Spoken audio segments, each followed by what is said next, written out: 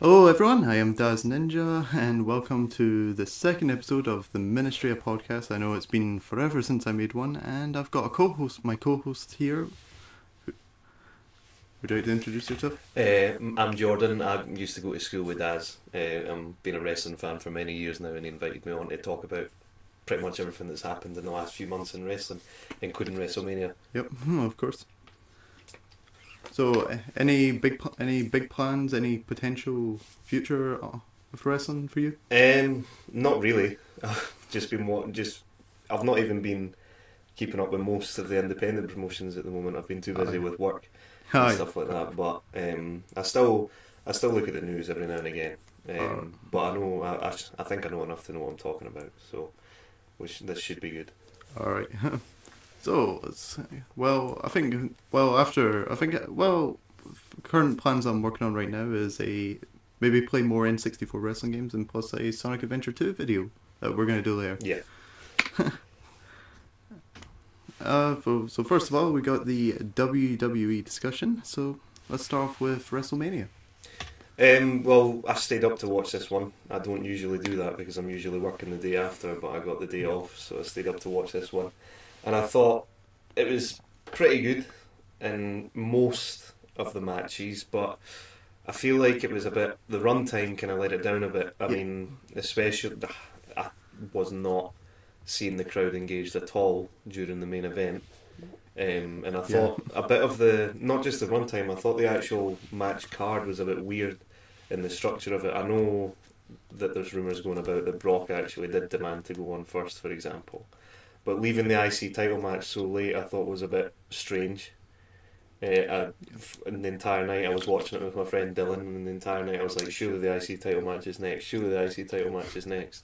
And I thought the structure of it as well, I would like my personal WrestleMania ideal would be Raw, SmackDown, Raw, SmackDown, Raw, SmackDown, Raw, SmackDown. But you had like SmackDown, SmackDown, SmackDown, Raw, Raw, Raw, Raw, Raw, SmackDown, SmackDown, and then it finished with like all Raw matches at the end.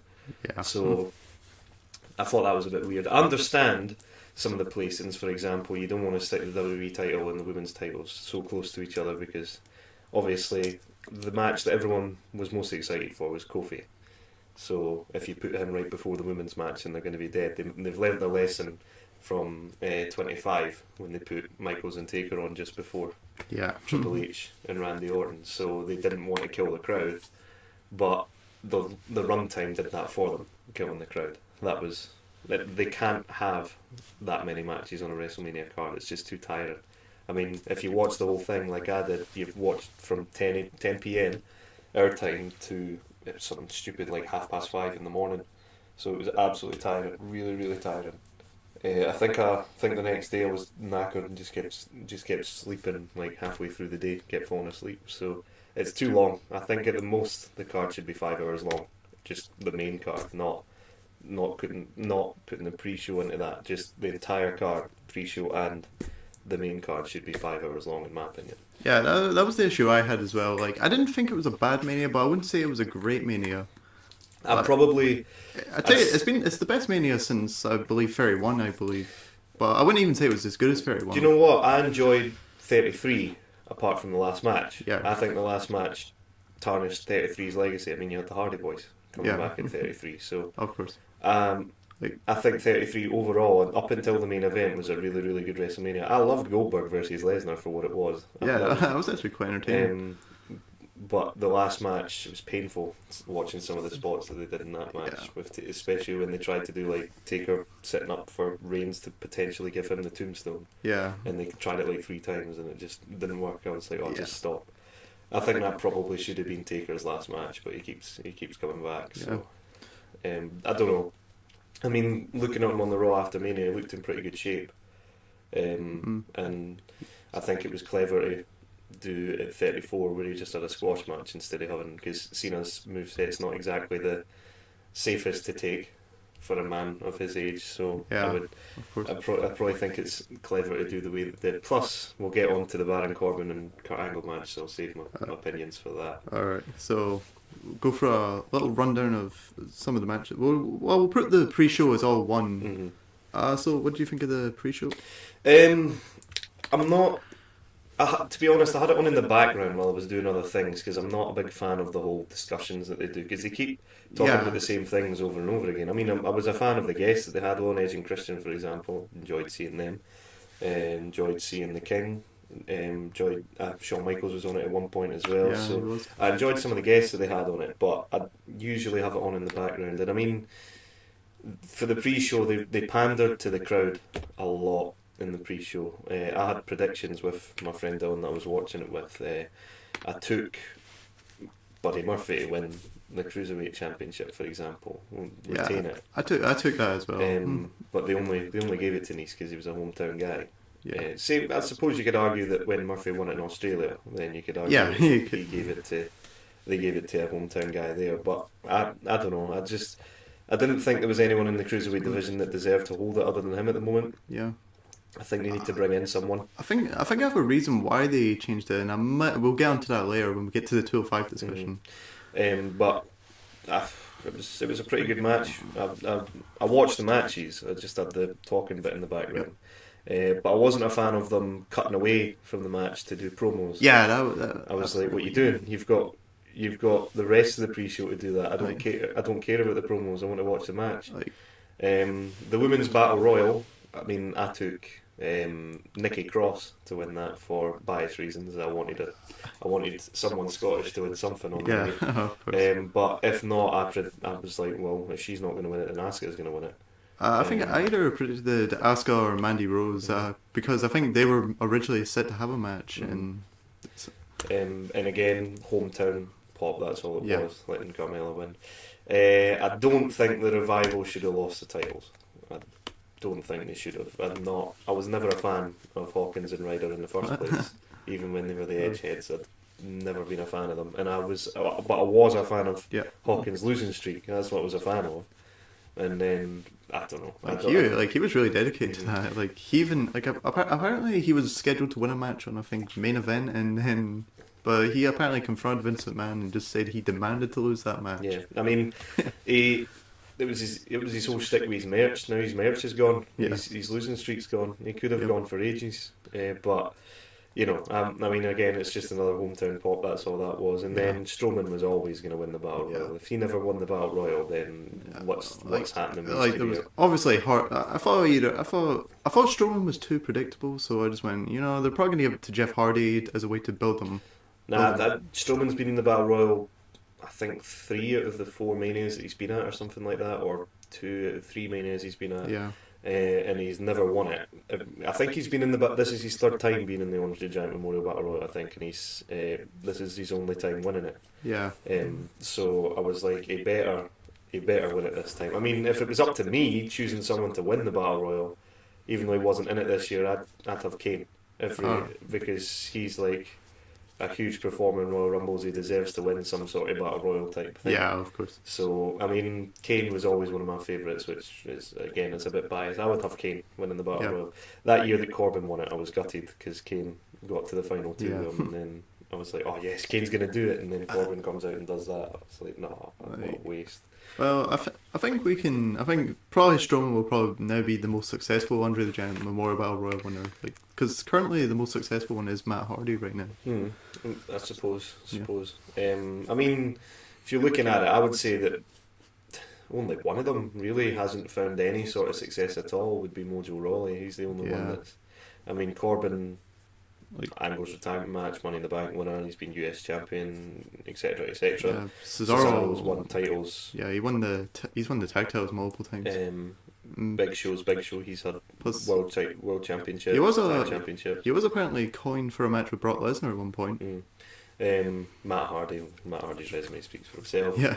Strowman technically has only ever been tag champion, no one Money in the Bank winner. Greatest Royal Rumble winner as well. Yeah, so, of course. I mean, I think they've done him. I think they've just done him dirty, to be honest with you. He should have won a world title by now. Yeah, he's one of those mid-carders who should really be in the main event. I mean, I think his momentum's completely dead, to be honest with you. I mean, I don't see nearly as many people calling for him to win a title now as they used to. He's going to have to pull something out of the hat, like something that we haven't seen before, if to get that momentum back. I mean, his stick's still the same, so he's going to have to change something. Yeah. Alright, so now onto the main card. We got Brock Lesnar versus Seth Rollins. I mean, there was the shock factor of it coming out first. As soon as Heyman walked out after Hogan was finished doing his speech, I was like, sure they're not putting the Universal title on first.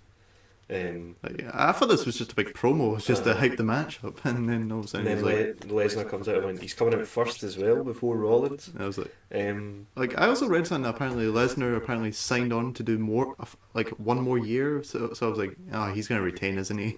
I'd seen news reports weeks prior saying that Seth Rollins was advertised for the arena that they're doing Extreme Rules in to be defending the Universal title against Drew McIntyre. So I was like, well, Seth's winning this match.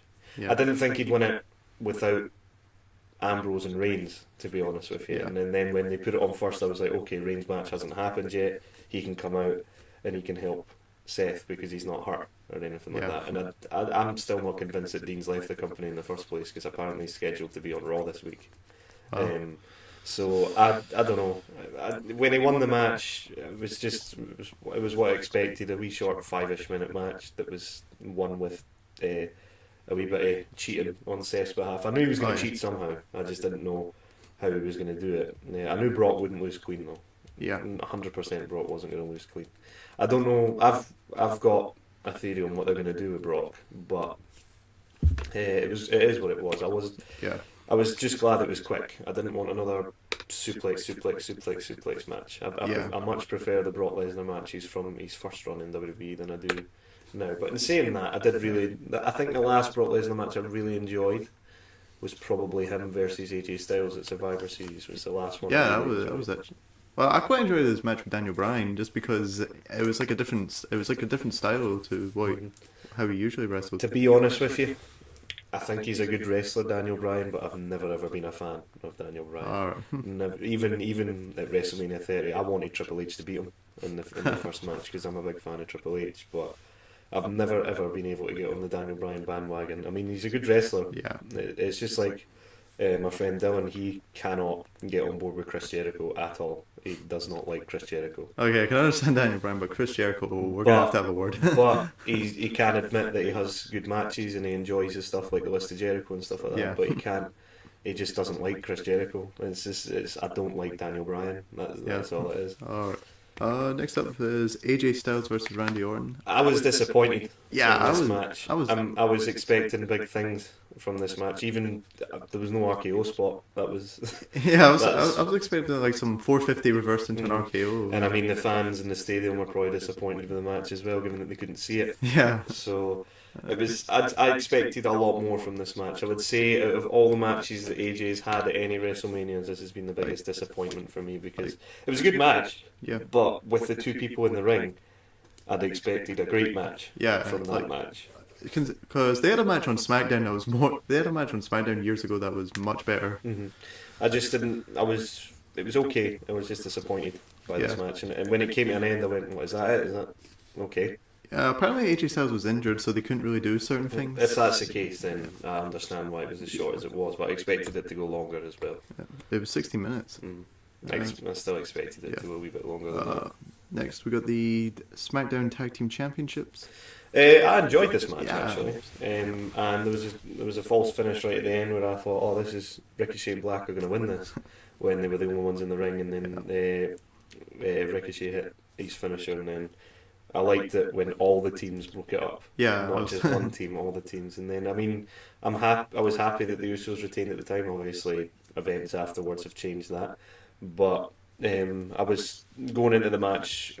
I was absolutely certain of one thing, which was that Nakamura and Rusev were not going to be winning the tag title. Yeah, I didn't see them win. I mean, maybe the Bar could win, maybe the Usos could win, maybe Ricochet and Black could win. I went in knowing that the Usos were going to win because I knew they wanted to do the Hardys versus the Usos, and apparently they initially planned for a ladder match happening in this Mania. I mean, it was this is the first Mania in ages that there hasn't been a ladder match of some sort.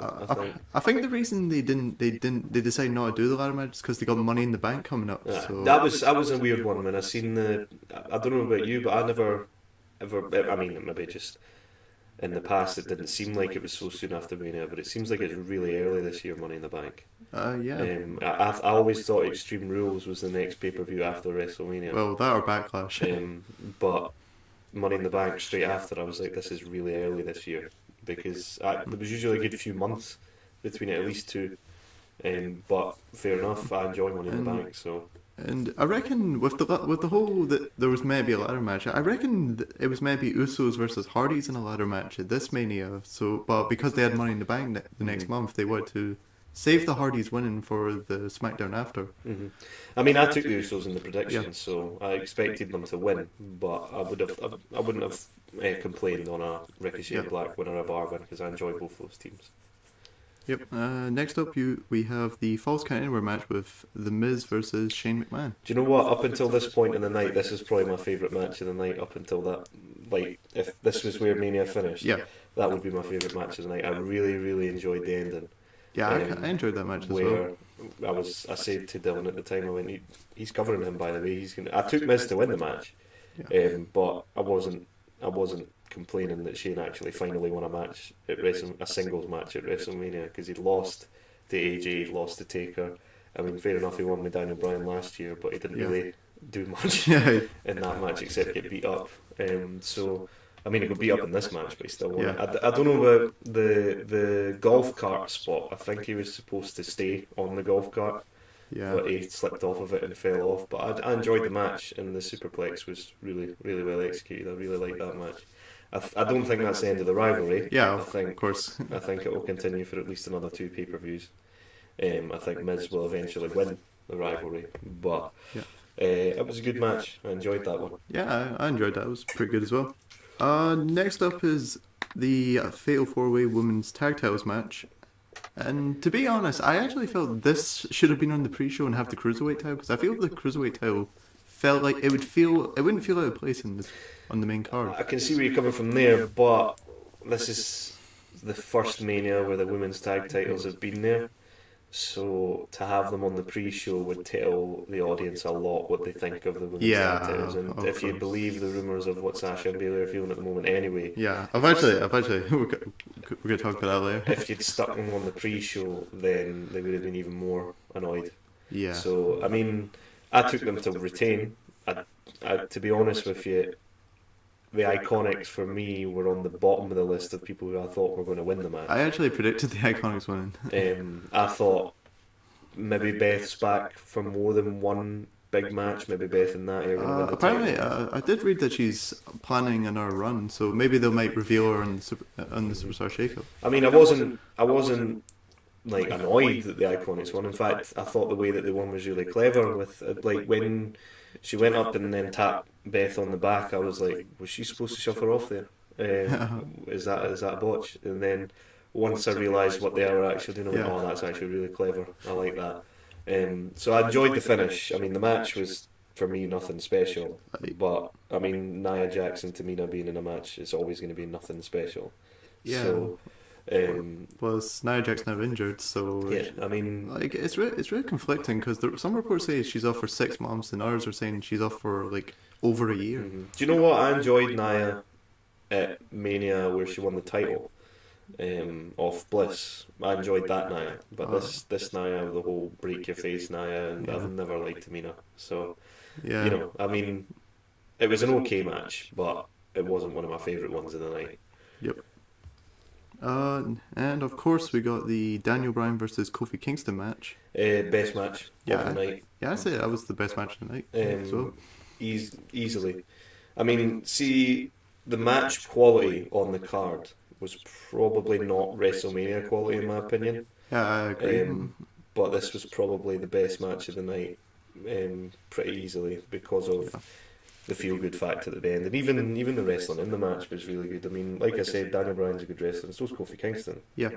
But I'm just not a fan of Daniel Bryan. I mean, I've never been Kofi's biggest fan. My favourite member of the New Day has always been Xavier, but I like Kofi. Yeah. And I'm happy he's actually won the WWE title. But it was a few months ago I was speaking about it and saying that Kofi's one title away for the Grand Slam.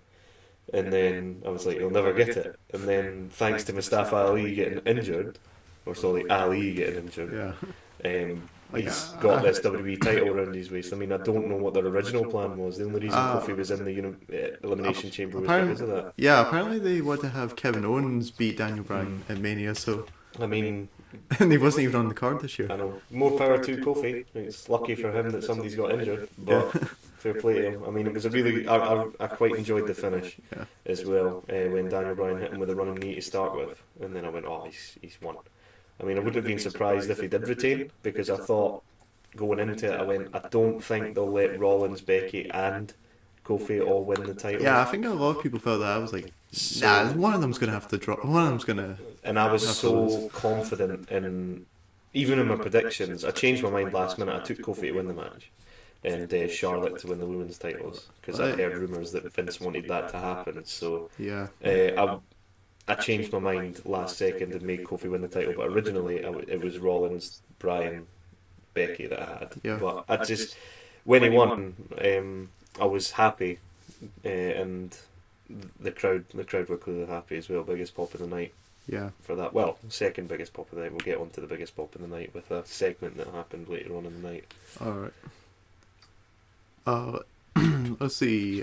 Well, the thing about the Kofi Daniel Bryan stuff is, I know. Shit, I forgot what I was gonna say. If it comes back to me, I'll come back to it. But wait, actually, I remember now. There was like a few things that annoyed me with this. It was like the fact that we're showing like backstage and like the whole. Yeah, just keep it on the ring. They had the cloth under. They had the cloth under the belt and the box. I was like, yeah, Kofi is definitely winning. Yeah, well, when I seen that, I went, that's either a new WWE title for Kofi, or it's an undisputed title for the woman that's out of there too early. Because I'd heard rumours that it was going to be instead of whoever won the match carrying around two belts, it was going to be an undisputed type title that was going to come out. But given the fact that they haven't done that yet, I think that Becky will be dropping one of the titles soon. But again, when I seen that, I thought that's probably Kofi's WWE title under there. And then they tried to cover it up by putting Daniel Bryan's title on top of it. Just don't bring it out until the match has started. Then you can do that. But never mind. Next we have Samoa Joe versus Rey Mysterio. I feel it was a pretty good way to put Joe over. I mean, the only reason I think they did that was because I think Rey's obviously still hurt. If they did that. As soon as Rey hit the 619, I went, this is a squash match. Because I knew that Joe was going to kick out of that. But he didn't even kick out of it. He never even hit it. He just put it in the coquina clutch, and I went, oh well, this is it then. Quick match, fair enough. I mean, I wasn't excited for this match at all. I think they've completely butchered the United States Championship. It's not been good at all since John Cena was in the United States Championship. Yeah, I agree. They've completely butchered it. Even the Intercontinental title, they don't know what they're doing with either of those titles at the moment. They're it's gone to the point they're just getting the top guys to hold the belts now, just as a way to bring prestige to them. I mean, it's just they don't know what they're doing with booking them. The North America title in NXT, they know what they're doing when they're booking that. That's one of the more anticipated matches on the card every time there's an NXT takeover. So they know what they're doing with the mid-card titles in NXT. It's just they don't know what to do with them at the WWE at the moment. Yep. So it was an okay match. I mean, it's a squash match. What can you say about a squash match? The only squash match that I've really, really enjoyed ever was Goldberg versus Lesnar at Survivor Series. Oh, okay. I think not even like enjoyed to that was an amazing match. It was enjoyed to what did I just witness there? But it's a squash match. To be honest, I still have hope for Samoa Joe in the US title. I'm hoping, hopefully he moves on to something different after this. He needs a good rival for it, and hopefully we'll get that in the Superstar shake-up. Yeah. Next we have Roman Reigns versus Drew McIntyre. I thought Roman looked really tired in this match. I don't know about you, but he had to watch all that WrestleMania. I suppose. But I thought he looked proper tired. I don't think he's fully match fit yet from coming back. Yeah. He looked really tired at the end of this match. And it wasn't even that long of a match. And I was disappointed that it only took one spear to beat Drew. Yeah. I thought Drew was going to win this match because I thought he was going to get a push. Yeah, I thought they were going to build him up for the... I mean, if you want to make him the top heel, then you beat the guy that's coming back for cancer. So, yeah. Reigns didn't need this win. He just didn't. I was a fan of Drew's entrance. I liked Drew's entrance. That was a pretty good entrance. But, and I knew Reigns was going to punch the ground. That's like 4 Manias in a row he's punched the ground, and then there's been fireworks coming up after it. So, I mean, it was alright. I know that both of them can do better than that, but if Roman is still getting to boot full fitness, then I understand why it wasn't as good as it maybe could have been. I mean, despite what people say about Roman, you can't deny he has good matches. Yeah, so he does. It was okay. Not the worst match on the card, not the best match on the card, and I think the wrong person won the match, in my opinion. Yeah. Next up, we have Triple H versus Batista. I like this one, even though there was a few spots in the match that went a bit wrong. There is one issue I have, and I feel the match was a bit too long. Yeah, I know what you mean by that. And the finish was kind of abrupt as well when it did get to it. And people when during the match, when at the start when Batista was just getting battered, I was like, alright, this is going to be maybe not back and forth, maybe it's going to be dominant for Triple H for a bit, then dominant for Batista for a bit, and then I knew Triple H was going to win the match. There was no way he was done yet, especially with the Saudi Arabia shows coming up. They'll want Triple H on the card. But when Michaels was on commentary, I thought, right, he's getting involved in this in some capacity. I didn't expect Ric Flair, but I did enjoy it. There was a few callbacks to previous matches that they'd had as well. Even the Batista bomb with a sledgehammer. When I was watching it at the time, Dylan said, I think that was a botch. Batista forgot the match. He was supposed to hit him. I went, no. Do you not remember the match at Vengeance in 2005 when he did that?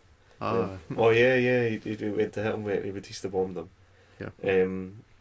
I couldn't stop laughing when he fell through the ropes in his entrance. Though that was no, what have you done, Batista? The tables just refused to break with loads of as well.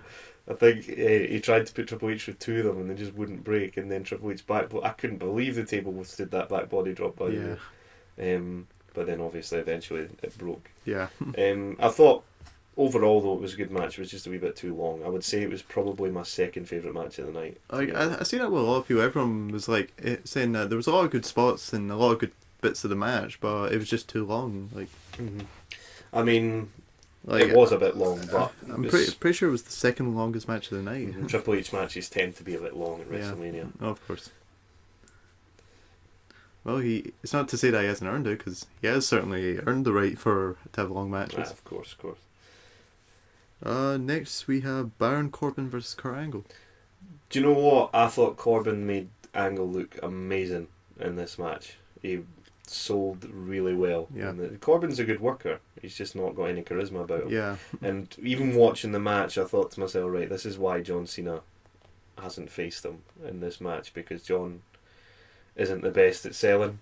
Yeah. The Angle slams, for example, wouldn't have looked as good. Yeah. As they put him with Corbin because Corbin's a safe worker. It's the same way at 31 when they put Taker with Wyatt. Wyatt's a safe worker. Yeah. So it was, and I knew Corbin was going to win the match. I don't know why people in the stadium were surprised when he won the match. Yeah. I know people would be disappointed because it's Baron Corbin, but it was an alright match. I mean, Kurt can barely move now, so yeah, he is in his 50s. I thought there was one spot in particular I was like, oh, that's a shame that he's done that. It was when he rolled out of the ankle lock, and then Kurt practically ran into the turnbuckle halfway across the ring, and then I was like, oh man, why have you done that? Yeah. But I thought even the deep six in the end of days, you could see he was trying to put him down as gently as he possibly could as well. But it was an alright match. Yeah, it was okay. Again, Kurt got made to look really, really good from Baron. Plus, I was quite surprised to see the moonsault, because I remember watching an interview saying that he's unable to do the moonsault anymore. I mean, it was the last one, so he could. It's his last match, so may as well just. It didn't look as pretty as it used to. He was a wee bit squint, but it looked. It's a good way to pop the crowd, I suppose. Yeah. Next, wait, did we miss any segments? We missed the Elias. Oh yeah, segment. I was a big fan of this. Although when he came out, I expected Undertaker. I didn't expect John Cena, because I'd heard Taker was in the area. Obviously, that happened on the Raw after Mania instead. Yeah. But I was a big fan of this, and you could tell that the crowd were a huge fan of this as well. I was disappointed not to see Cena in a match. Yeah. Because despite what people might say about him, I enjoy John Cena matches. One of my favourite matches of the past 5 years was probably John Cena versus AJ Styles at the Royal Rumble.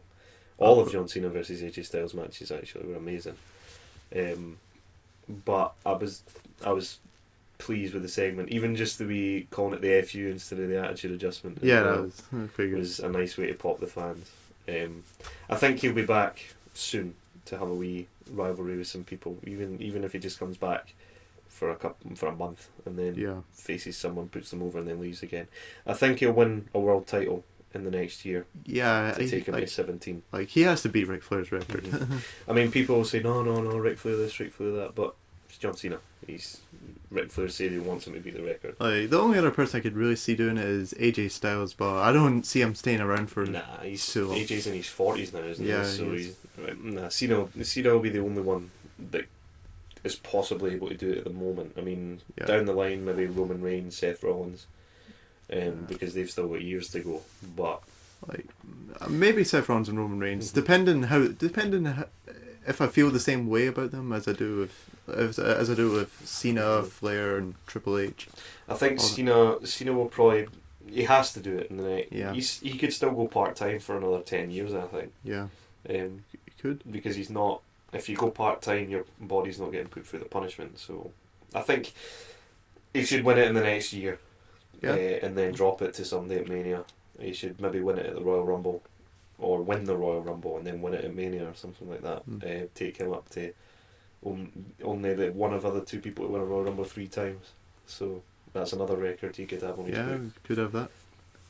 Next up was Bobby Lashley versus Finn Balor, and was not a fan of this match at all. To be honest, I think Lashley looked good in the match. Mm-hmm. I mean, the Demon. Did you really need to? I think it should be used when it's in a heated rivalry. Yeah, I've not been invested in this rivalry at all, and I think they don't know what they're doing with the Intercontinental title. They don't know what they're doing with Bobby Lashley, and they don't know what they're doing with Finn Balor. Yeah, I was for the Demon stuff was sort of like a novelty, but now it's like, oh, Finn Balor is stronger when he just throws paint on. Even in the 2K games, you've got Demon Balor as a separate character who's a better overall than Balor. Yeah, like, he's just painted himself. What are you talking about? I know the Demon's, at least I think he's, by my account, he's not lost in WWE. He hasn't lost. So. Well, there's the match with Samoa Joe in NXT, but that's about it. But other than, like, he's supposed to be this unbeatable entity, but I think he should still only get brought out when the rivalry's at its most heated point, not just for the sake of it. I think they misinterpreted what the whole paint was. It was meant to play mind games and plus be a novelty, but now I think it's just a separate guy from Balor. But I mean, again, throughout the night I was like, right, this is the piss break match. They're going to put it on halfway because nobody cared about this or the United States title matches at all. Do you know what I would have liked to see actually? If Ray was hurt, instead of doing a squash match, just stick Cena in there and have Cena versus Joe. People would be invested in that. Yeah, that would have been pretty good. I'd have taken that over, even as much as I enjoyed the Doctor Thugonomics segment, I'd have taken that over that segment, to be honest with you. Yeah, that's a feud I really hope happens. Joe versus Cena. I've been wanting a feud for quite a while now. Next up is the main event. I think there was quite a few botches in here. It came off exactly like the first Women's Hell in a Cell. It's just a lot of awkward spots and just like, or they weren't in the right position, and it's like they're just like standing perfectly still, just waiting for the person to get. I'm all for the women getting more exposure, but to be honest with you, the only reason that they main evented this year was because Ronda Rousey was in the match. That's the only reason that they main evented. Well, it's a smart decision as well. Like, from a business standpoint, it's a smart decision. Yeah, but everyone was more invested in Kofi than they were in this match. I mean, Becky had huge investment in her, but they just butchered this storyline. on the build up to it. I thought the build up to Mania this year was one of the worst build ups that there's been, to be honest with you. To be honest, a lot of Mania build ups aren't that good. Like the 30 and 31 build up, well, parts of the 30 and 31 build up weren't that good, but they still end up being really good. I don't think there's been good build up to a Mania since probably 29 was the last time that there was a good build up. The scene, as much as the Cena and Rock matches were average, the build up to them was really good. Yeah, the build up to them were good. Even sometimes you get good promos leading up to Mania. Like I think the Roman Reigns and Undertaker promo was fantastic. The lead up to that match, but it was alright. It wasn't. The match itself was not amazing, and I'd still stand by the fact that they shouldn't have gone on last. Yeah. But it didn't help with the crowd being dead by that point. They'd just been absolutely worn out. If they'd had the show as 5 hours in total, including the pre-show, then I think they would have been alright. Because I think by the time we got to the Kofi match, it was about 4 or 5 hours in total. So, and they were still really lively at that point. Yeah, like I think around that match when it was just getting to the end, I was just like, yeah, you know, I might just lie down. I might just lie down in my bed whilst watching this. Mm-hmm. So, because I'm going to sleep anyway, so might as well. And then the botched finish probably didn't help proceedings either. Yeah. I don't think the women will be main event in Mania again anytime soon. If I'm being not to say that it was Becky, Charlotte, and Ronda's fault. It's just the crowd being dead, the match botched finish. I don't think they'll be main eventing again for a long time. And I've even seen photos of like large portions of the crowd just sleeping, like they fell asleep. I've seen that. I mean, it wasn't fantastic. Yeah. But it was alright. It wasn't a match that you fall asleep in. But by no means was it the worst match. Yeah, I wouldn't say it was the worst match. But it wasn't the best either. I still stand by that the Kofi match should have been evented. Yeah, that match should have been evented. Because Daniel Bryan's a solid worker, and he could work at a main event level, and he could sort of like carry Kofi to present him as more of a main eventer, which he is now. So that's pretty good. Mm. Okay, so that's a WrestleMania discussion done. So overall opinion? I gave it a 6 out of 10. I think the match quality was decent. The storylines weren't amazing at all going into it. I think they butchered most of the stories, and the card was just far, far too long. It was not. It was better than. It was better than I expected it to be, because the build-up was so rubbish. I expected it to be terrible, to be honest with you. But I'd give it a 6 out of 10. Not quite a 7, but a 6 out of 10.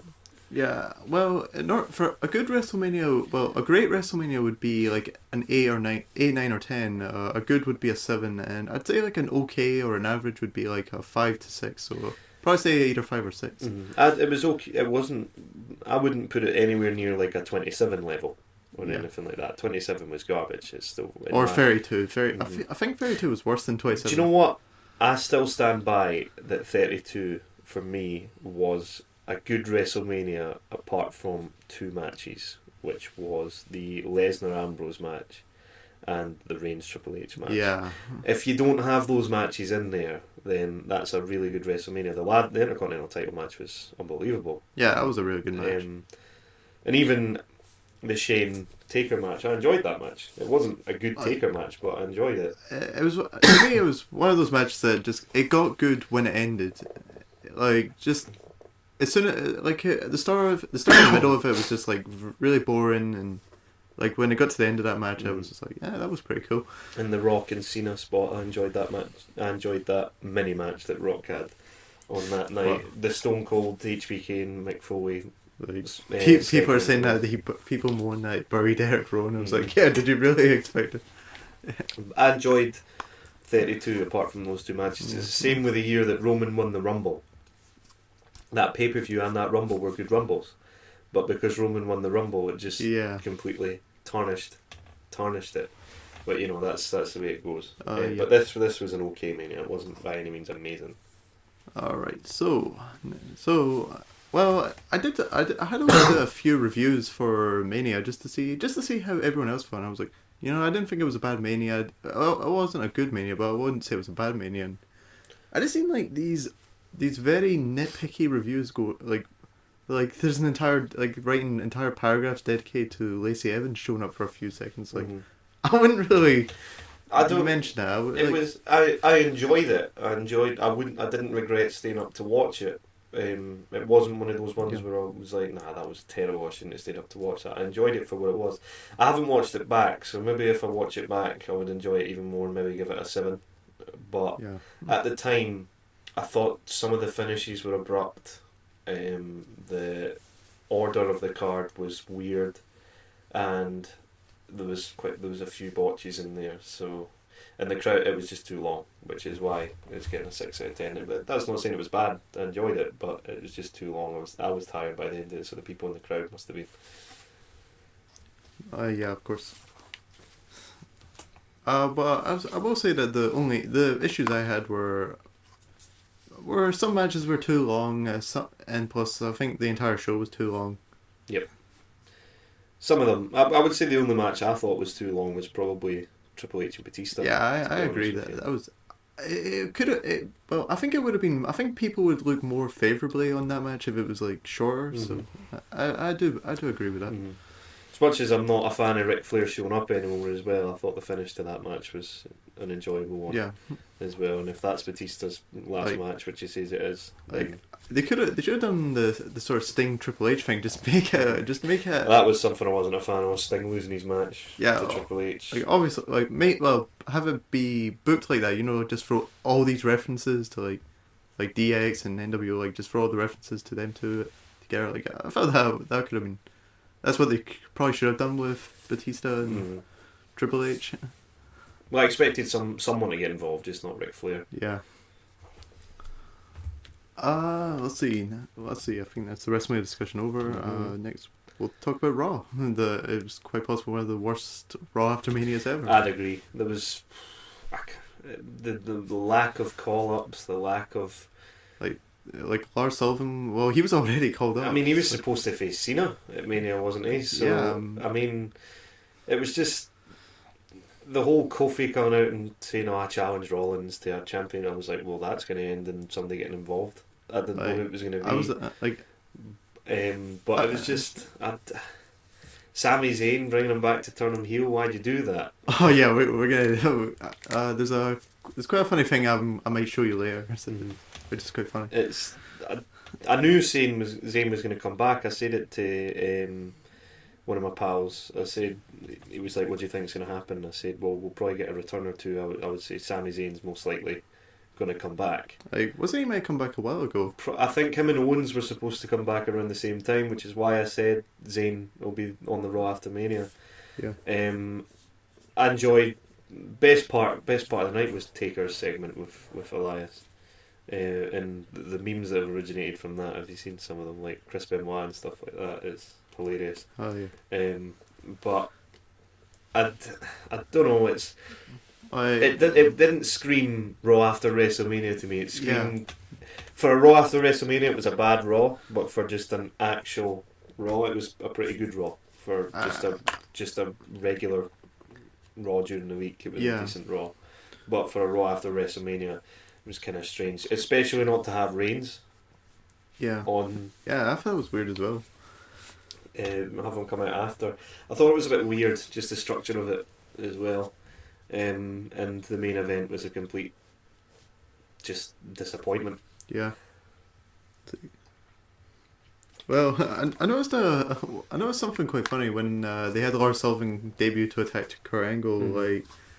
Like I seen this tweet. It was like, you know how Big Show comes back to put over big guys. Well, Kurt Angle was staying around to put over bald people. Exactly. Yeah. Can't wait for the quick match with Ricochet where he just quickly was. Of course. Yeah. Let's see what else happened. Oh yeah, also it looks like they're doing something with Lacey Evans now. I mean, not ideal for me for Becky's first rivalry after winning the titles to be Lacey Evans. Looking at her in the Rumble, she did quite a few botches in the Rumble, so I'm not a fan of Lacey Evans. I think what I thought they were going to do was she was going to have Charlotte was going to come in and say, I want my rematch for the title, and she was going to drop the SmackDown title to Charlotte straight away, and then that would give them a title on both brands again. To be honest, I don't really understand that whole the no more automatic rematch clause, because they just do them sometimes. Yeah, no, they just don't. Finn Balor didn't get his rematch for the Universal title for like over a year Yeah. after coming back. So, and then when he did, it wasn't even against the guy that won the title after he left. So Yeah. it was a bit strange. Even Asuka's not had a rematch yet, so Yeah. Well, they've completely just shafted her. By the way. yeah, I know. Well, I know they said that. We're the McMahons are in charge, and that means no more automatic rematch clauses. But they gave Shinsuke Nakamura one, and they gave him the Revival one. Yeah, I know. Like, I could understand why they not doing it, because usually they're just throwaway matches. Mm-hmm. So, like, I feel if it makes sense, you should do it. But like, if it's like a throwaway match, just throw it at a house show. Yeah, I know. Just give it on a Raw or a SmackDown. You don't Yeah. need to give it on a pay-per-view. Just give it on TV. Yeah, I agree. The best thing I think the thing I'm glad with the Lacey Evans stuff is that I just don't really like the fact that like wrestling journalists just use that to nitpick for why something's bad. Mm. Like, she's just showed up for like a couple seconds. I mean, it's not ideal, but Yeah. it's not anything to it's a couple of seconds. It's not ruined the show. Yeah, isn't it? So- Like, it hasn't like, sure, it could be annoying, but I wouldn't say it puts me off watching it. Like, let's see. And also Bray Wyatt's promo, which What? yeah, there's something I need to show you like later. It's absolutely horrendous. And even the Mojo Rawley stuff as well. You can hear that they posted a clip on Facebook the other day, the WWE, and you can actually hear somebody in the crowd right at the end of the clip going, "That's not going to work." When it's Mojo Rawley's What? segment, I don't like Mojo Rawley. He just needs Yeah. to go away. He keeps trying this new. I swear this is like the 5th time he's tried a new character. Yeah. And To be honest, I didn't mind the whole killer instinct. Mhm. Like, I thought okay, this could go somewhere. He'll come out. I can tell you exactly what's going to happen with this one. He's going to come out. He's going to have a few squash matches with some local competitors, and then we'll not see him again for like 3 months. Yeah, And then- kind of like that weird Bo Dallas push. Yep. Like, I thought the reason they were doing that was because obviously they need someone for Goldberg to quickly squash. Yep.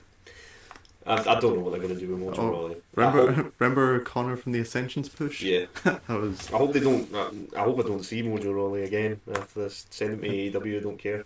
Yeah. Just go to any local promotions. Yeah. I've never been a fan of Mojo Rawley. All right. Also, Undertaker versus Elias. It appears they did that to promote the next Saudi show. Yeah, I'd been hearing for a while that Taker's scheduled to have a match at that, and Elias would be a pretty good opponent for him. Yeah. No chance in hell Elias is going to beat him. Yeah, I doubt they'll have him. I doubt they'll have Elias win now.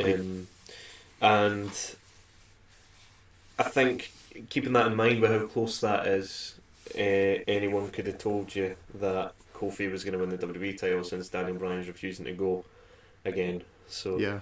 I don't know who Kofi's going to defend against.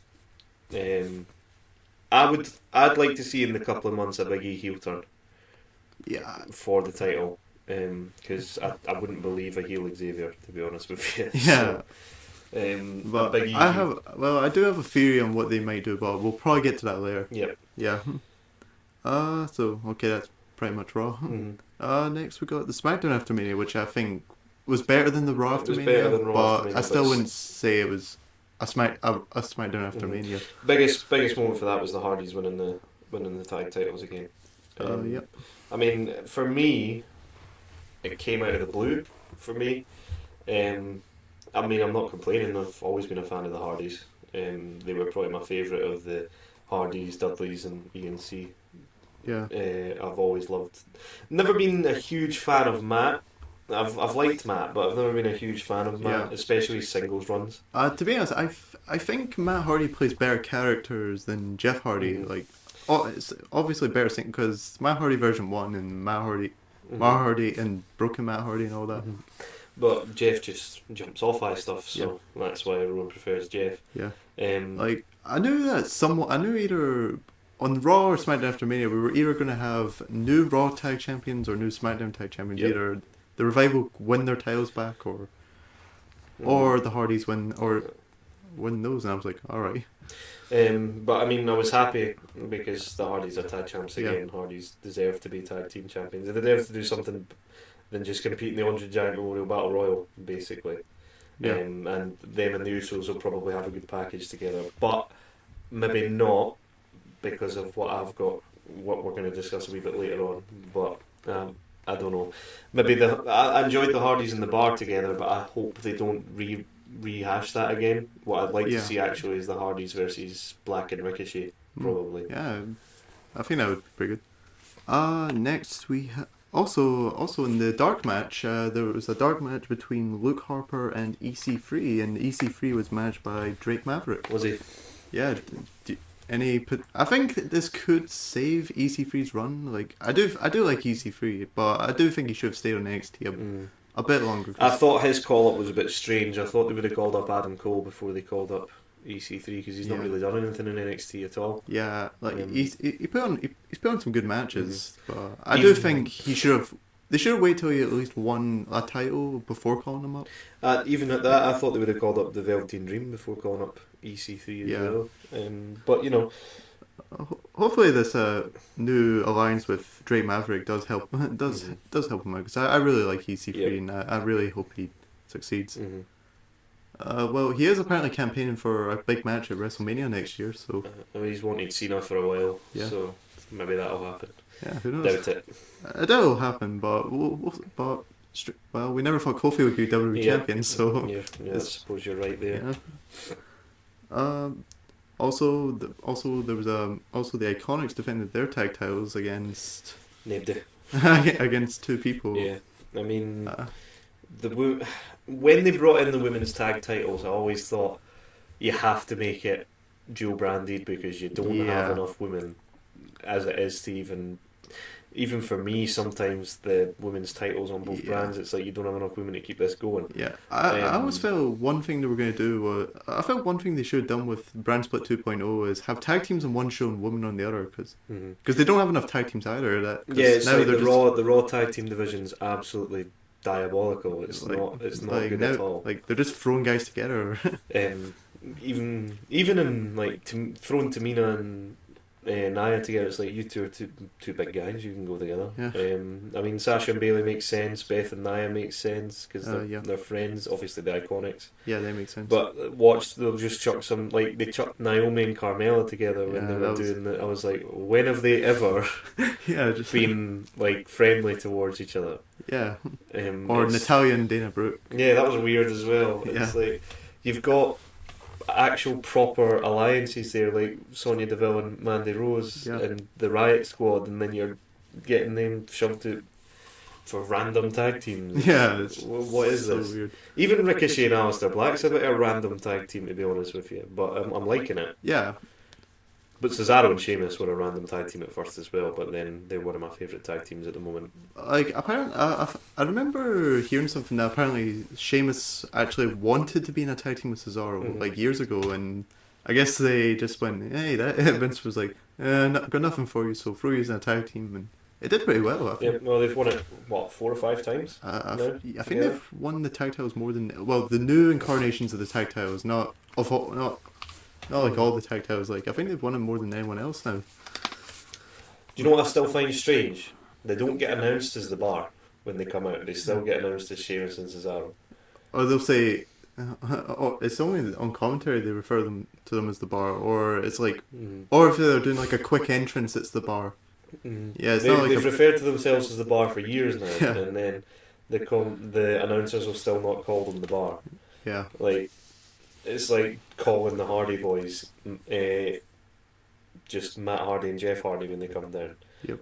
They call them Matt and Jeff when they come down, but they always call them the Hardy Boys after that. They don't call them Matt Hardy and Jeff Hardy, and that's it. Yeah.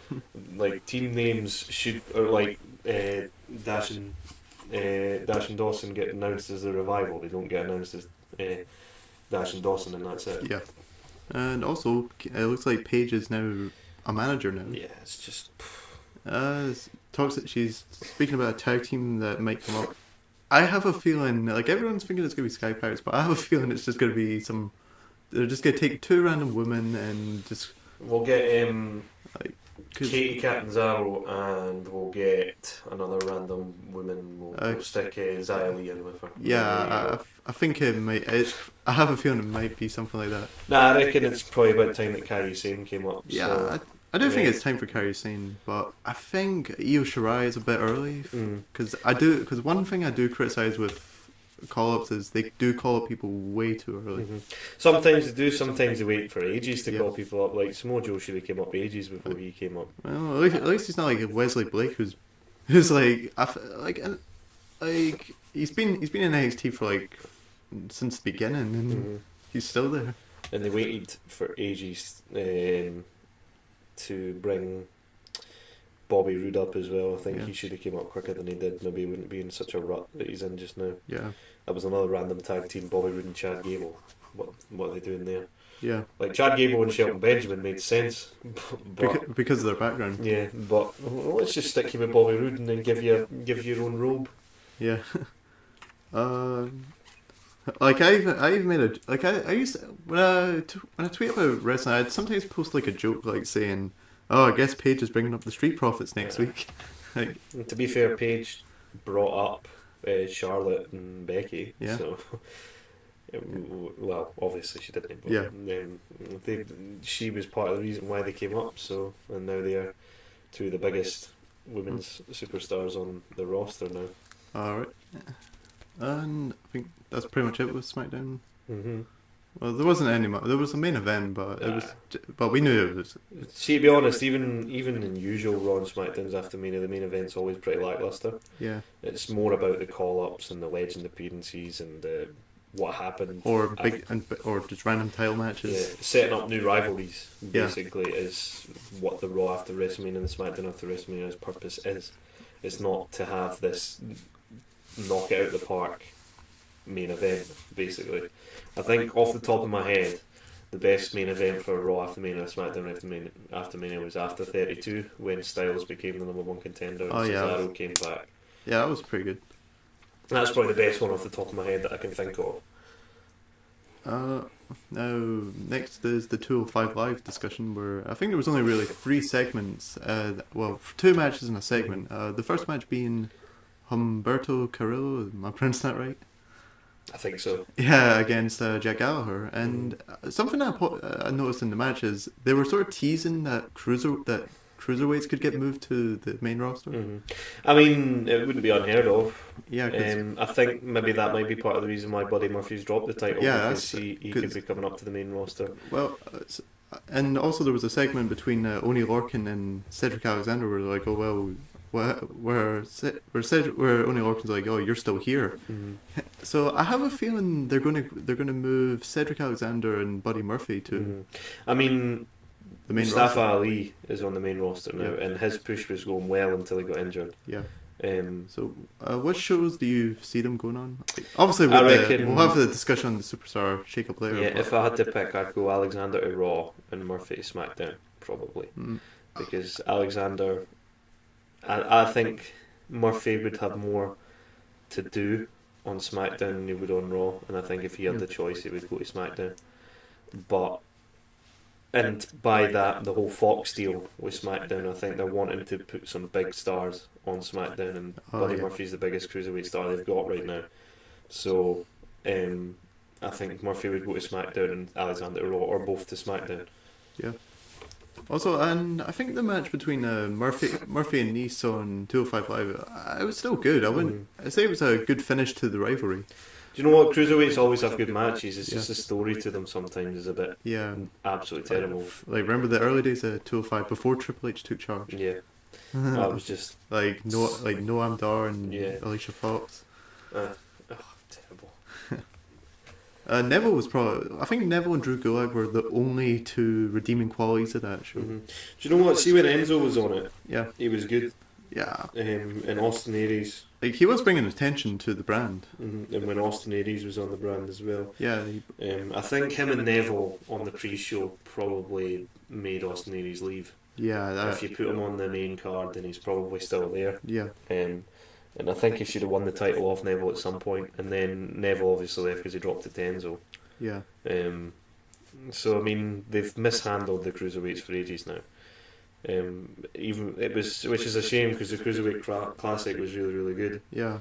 But Like, that division is just cursed. mhm. Yeah, like, they replaced the classic with the Mae Young Yeah. tournament. And plus, something bad has always happened to, well, for example, Brian Kendrick's been injured a couple times. Yeah. Is TJ. he even still on the books? Uh, With WWE. yeah, I've not he's seen him in ages. He's still on the video package. Mm-hmm. And plus, he's still listed on the website and the Wikipedia. Yes, I've not seen him in ages. TJ Perkins got fired. Yep. I still don't know why he got fired. Like, Yeah. some people say it's because of his tattoos, but apparently he did get them. He was approved to get the tattoos. Mm-hmm. Rich Swann. Yeah, Rich Swann got into he got suspended because he got arrested for domestic abuse. Yep. Did he not get proven not guilty for that? Yeah, he was proven not guilty, I think.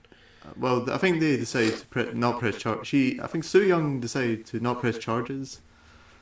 I mean, it's kind of like the Enzo situation. He got proved not guilty for the Yeah. allegations against him, but you have to sack him because he's not. That's bad publicity on you if he is proven guilty. So, Yeah. I have to say, I was a wee bit surprised that they, as soon as he got proved not guilty, that they didn't bring him back.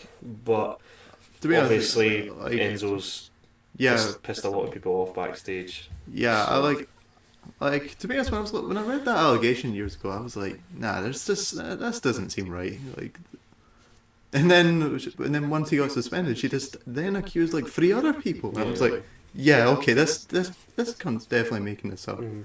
I mean, you see it more and more nowadays, not just in wrestling, just in everything. Yeah. Lots of people are getting accused now, and then there's no weight behind the accusations. Yeah. But then, if you instantly think, nah, there's no chance, then I take I could take them all seriously. Like, just I listen to both sides. Like, for some people are like treating both of them like animals. Like, I don't know who's serious, because they both sound very serious. yeah. Like, those ones are like, I don't even know what to think, because I think it's just best for journalists when stuff like that happens, just to stay away from it until there's actual evidence. yeah, normally I just wait till all the facts are out before I really give my Mhm. Well, you don't want to support someone and then have it come out that they're actually Like, guilty. For example, like the Amber Heard and Johnny Depp. Like, everyone thought Johnny Depp was the one abusing Amber Heard, but then it was revealed to be the other way around. Yep. Yeah, I feel quite bad for actually thinking Depp would do that. Like, I feel quite bad for that. Yep. That's why it's like the Covington kids. Like everyone thought they were harassing a Native American, but they weren't really doing anything. Yep. Like, I normally just wait till all the facts are out before I really give my full thoughts on something. Of course. I mean, it's the only way to keep yourself from saying something that's going to come back to bite you. Yeah. As well.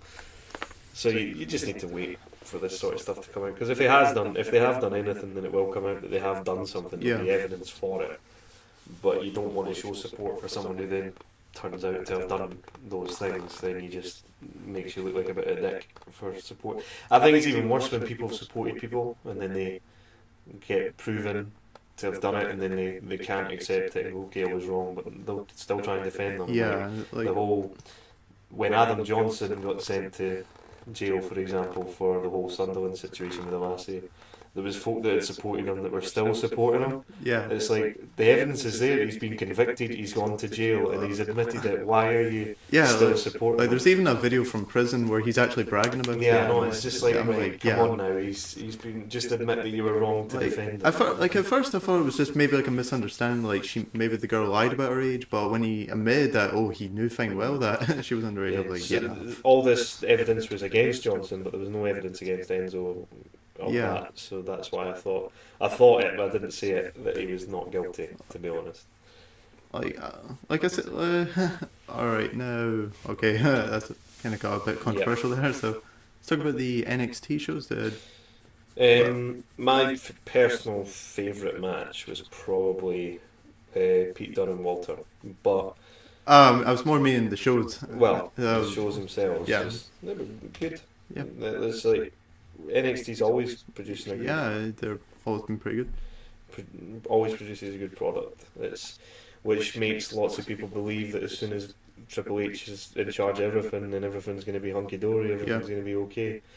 Which we'll see what happens with that. I think Triple H has got his favourites, and then he's got people who he doesn't like so much. For example, if Triple H was in charge with the Summer of Punk, he doesn't like CM Punk, so Yeah, maybe that wouldn't have. I mean, the Summer of Punk was a mess anyway, but yeah. Like the one they did in Ring of Honor was pretty good. yeah. But NXT is always good. There's usually no complaints about NXT. Yeah, there never is.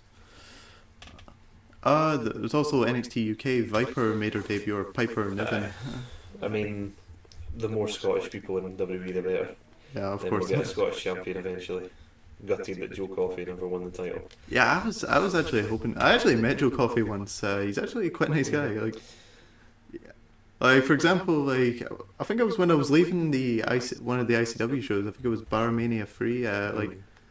Like some guy, I heard some guy behind me was like out of my way, and I was like, what?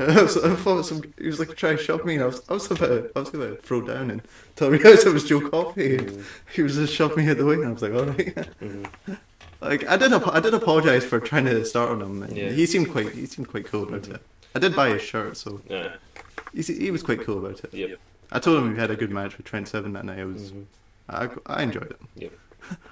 Oh, just imagine that I just thrown that punch. I think he would have flattened you, Daz, to be honest with you. Yeah, he is a pretty big guy. Not the tallest, but Yeah. he's a big. He's broad. Yeah. He's not like a Drew McIntyre who's enormous. I remember seeing him in real life for the first time and thought, you are absolutely huge, mate. TV doesn't do you justice. Same with Cesaro. When I seen him for the first time in real life, I went, oh my god, you're massive. When I met Alberto Del Rio, like he was actually much bigger than he was on TV. TV doesn't do that. It's because they're all big guys. TV doesn't do them justice. When you see them in real life, it's unbelievable. I do find it quite funny how sometimes see the Xbox just turned off. Yeah. I like how it's weird when I watch wrestlers on TNA, and then when I see them go to WWE, they look much smaller. And I'm like, oh, I thought you look much taller on TNA. Yeah, I know. Yeah, because I used to think Austin Aries looked pretty tall on TNA. Well, I think it was because he was mostly against people his size. So, and then when he was in WWE, when I saw him in real life, I was like, yeah, he's like my height. Yep. I mean, like I think I'm like a couple inches taller than Austin Aries. I mean, the build heights of all of them aren't real. Anyway, you can Big Show's not 7 feet, for example. Yeah. And Cali's just about 7 feet. He's not 7 because feet. I do feel they over exaggerate, because there's people that are like 6'2", and I'm beating them, and I'm like taller than them. I was like, I'm 6 foot tall, and there's no way you're 6 foot. You're 6'3" or 6. Yeah, it's like they bill Strowman as 6'8", and then they bill Show as 7 foot, and then Strowman's only a wee bit shorter than Show. So it's like, okay, clearly either Strowman's nearly 7 feet or Big Show's not 7 feet. Also on NXT, Zach Gibson and James Drake are thrown out an open challenge. Any predictions on who it could be? Not really, because usually when I predict open challenges, I never get it right. So I'm just going to save my prediction for that one and just wait and see what happens. Yeah, like to me, I feel the NXT UK brand is a bit early to establish. I think maybe you could do the Coffey Brothers. Yeah, you could. But again, that'll probably be wrong. So yeah, it's probably gonna be a smaller team or something. Yeah. Do you know what I'd like to see on NXT UK? Even though it'll never happen, I'd love Grado on NXT UK. It'll never happen. But he's obviously got to deal with the BBC, and I think.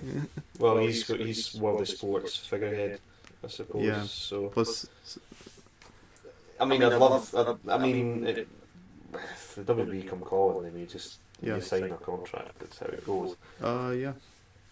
What happened to the BT Gun rumours? Because I remember there was rumours of BT Gun signing, but nothing ever came from that.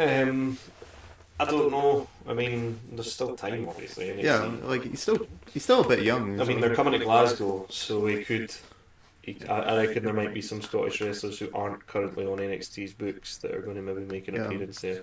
Obviously, you're going to get your Coffey Brothers. You're going to get Noam Dar.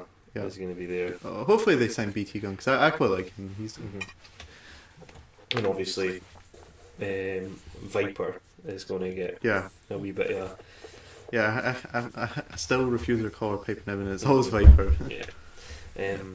It's some. They'd probably change Grado's name if they signed Grado as well. Yeah. I'm surprised they kept most of their names, like Joe and Mark Coffey. Oh, they did shorten El Ligero's name.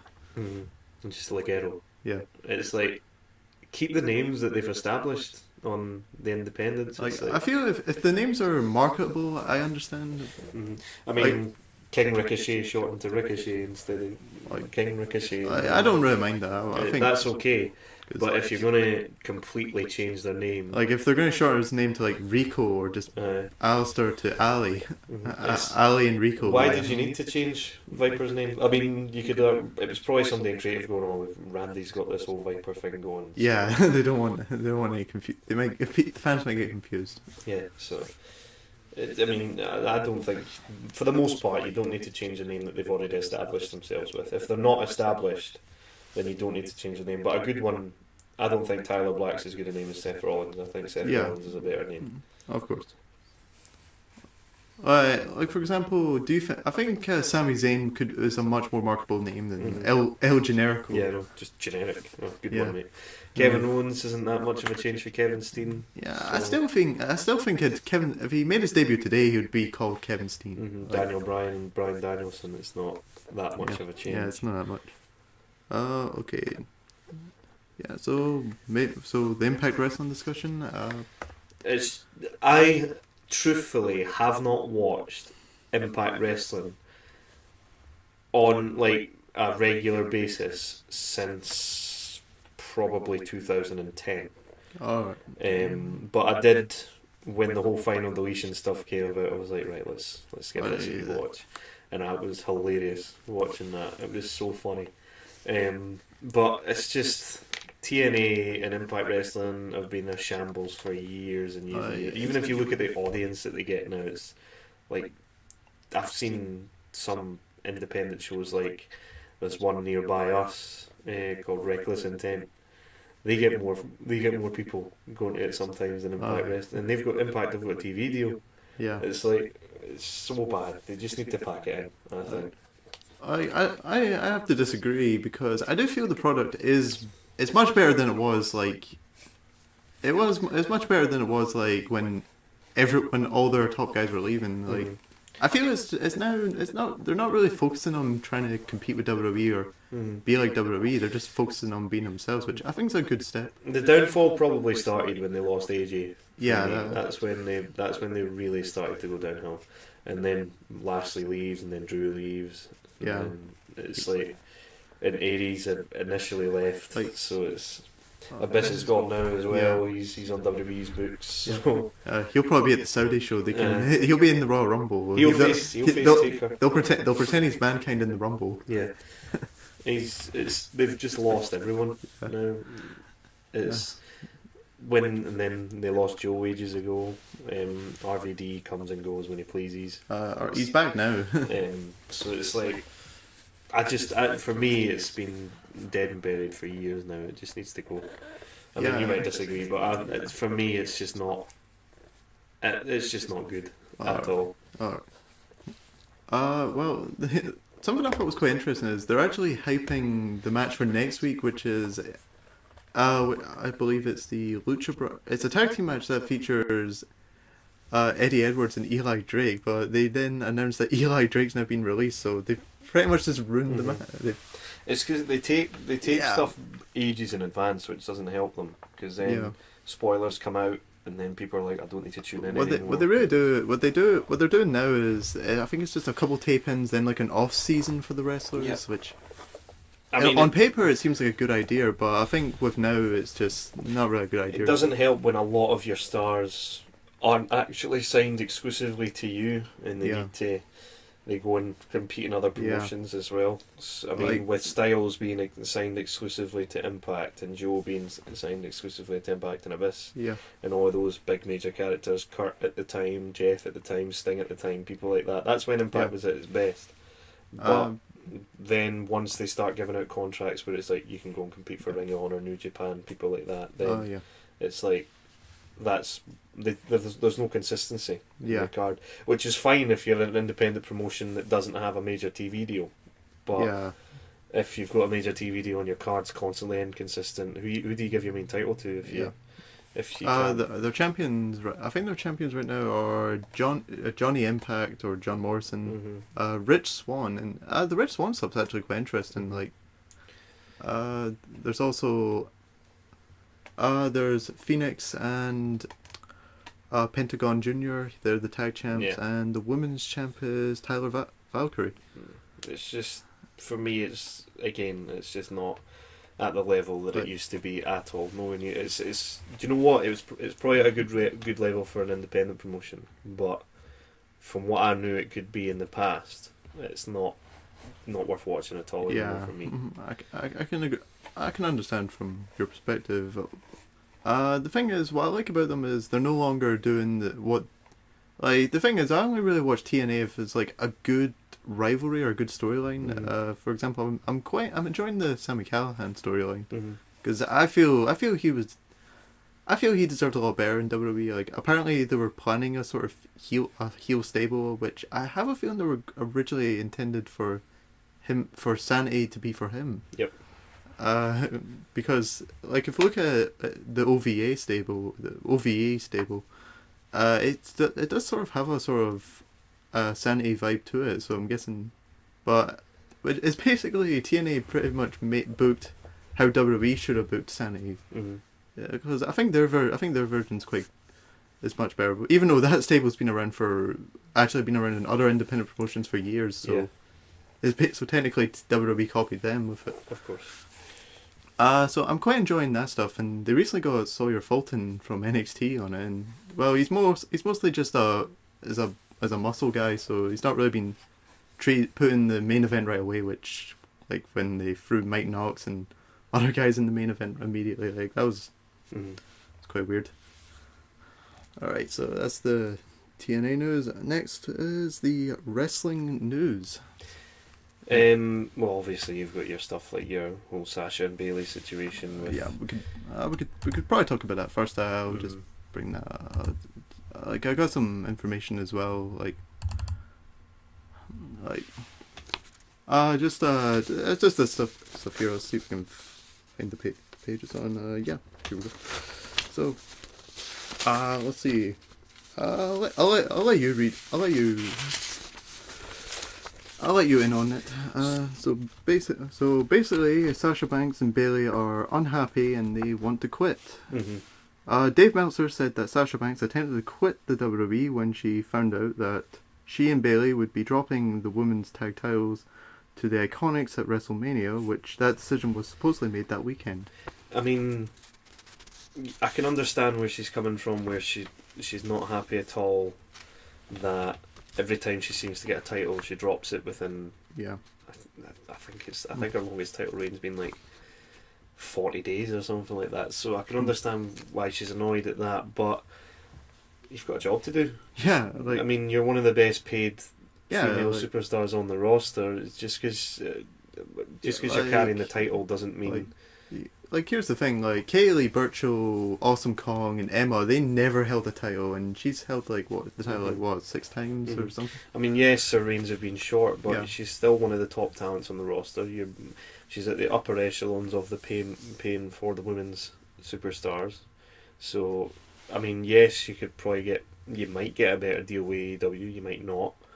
From all the buzz from AEW has been coming from the male talent, not the female talent, in my opinion. So there's no guarantee that she would get better pay than she's getting in WWE. So to be honest, I don't know why they dropped the titles, but the decision was made, and then she's just got to stick with it. And at the end of the day, they're your employers, you've got a job to do. Doesn't matter how unhappy you are about it. I mean, yes, I can see why she's unhappy, but for me, she should just stay. Yeah. But maybe she won't stay now because of all the fuss that she's kicked off. She's going to get, if she does choose to stay, she might get fined because apparently she's been refusing to show up at live events and stuff like that. So probably get to that. So, she's going to get punished if she does choose to stay. Yeah. The thing is, I seen that. Like, you should have seen my Twitter timeline. It was just people fucking arguing over this, saying whether Sasha's in the right or wrong. Like, and here's the thing: I looked at both sides, and I have to agree with the people thinking that she's in the wrong because she's been given more opportunities than I think anyone else in the women's division, in my opinion. I don't know about that. Charlotte's kind of had more opportunities. Okay. Of course, there's Charlotte. Of course, Charlotte's had more. But you know, she's had opportunities, but she's never really had a chance to shine. I don't think, because her title reigns have been too short for that. All right, and okay, I'll just read the rest of it. It appears that both Sasha Banks and Bayley are unhappy because they felt they were going to hold onto the championship belts for a bit longer to establish them as credible first champions. Because of their appearances with the championship belts on Raw, SmackDown, and NXT. As of right now, it is unknown if they had any issues with the Iconics, and supposedly after the match, the former women's champions laid on the floor of the locker room, then back at their hotel corridor, loudly made it clear they weren't happy about losing the belts. Sasha had been given a couple of weeks to figure out what she wants to do and make sure she is making the right decision. Well, to be honest, this is mostly about Sasha, but I just threw Bayley because the Bayley stories they were just the same, so I just threw them together. Supposedly, wait. It is also speculated that Sasha Banks had issues with the company before winning the women's tag titles, and this past Mania was her breaking point. During Raw, she tweeted this message. There is something about the way life happens today that makes it hard to look ahead. There are things that make it difficult to laugh, difficult to live the way you want. There are things that make it almost impossible to trust where you are or to believe in where you want to be. You look around and life is happening way too fast. Sometimes it feels like the moments are gone, everything happens all at once and right away. We're marching towards a destiny we cannot understand, towards the kingdom of convenient. Then one day you look up and you can't find the meaning. Your crisis of purpose and passion is acting up, but they tell you that that's supposed to be normal. Well, I don't want normal. I want magic, cause that's the place that feels like home to me. That's the place where I remember what dreams look like, where meaning is effortless and purpose is simple. That's the place where love still matters. I want that feeling of coming home again. I want to feel like myself. I want to feel the magic. I mean, I seen she posted a picture on Instagram yesterday of her, Bayley, and the Iconics after Mania taking pictures with the Iconics having the title, and they were smiling. Yeah, but you know, I think it's just hearsay. Yeah. But it is likely that it's probably to throw down like speculation that they had issues with the Iconics. Like I even says here that it's unknown if they had issues with losing to the Iconics. Because it's likely they had no issues with it. It's just that they felt they were going to hold them a bit longer. Well, Sasha Banks was set to appear in the Wendy Williams show, which Sasha had to cancel at the last minute due to personal reasons. This had angered Wendy Williams, as she had set this discussion up only to be cancelled at the last minute, believing Sasha's reason was not good enough and that she was never getting invited again, which I have to agree. If you had a big event set up and you were promoting it, hyping it up, and then they just don't show up, I don't think I'd ever forgive someone if someone did that. Let's see. Sasha then told them that it was a family emergency, which cooled them down a bit and may invite her on her day. However, it appears this family emergency is in fact a massive lie. Well, this Instagram video was posted by Callisto that showed Sasha Banks and her husband are on holiday in the Dominican Republic. There's quite a few people in the Dominican Republic at the moment. I've seen that Charlotte and Andrade are there as well at the moment. Let's just see how this family emergency is going. Muchas gracias, skate park. We had so much fun today. Thank you so much. It was amazing. Oh my gosh, such a dream come true. We did legit everything, and we tried a lot of new things, and it was probably one of my favorite things we've ever done my whole life. Yes. Yeah. La mera verdad, les quiero decir muchas gracias a todos ustedes y agradecemos este lugar y está bien, bien bonito. Sí. Y estamos divirtiendo y la noche todavía no termina. The party never stops. Fuego, fuego, fire, fire. Seems to be a terrible emergency that she's got there. Yeah. Yep. And also, Sasha Banks' husband Mikaze posted this on Twitter. In life, there comes a point in time where passion and pleasure intersect with business and finances, where the smart choice completely contradicts the right one, and when that time comes, some people will understand, but most people won't.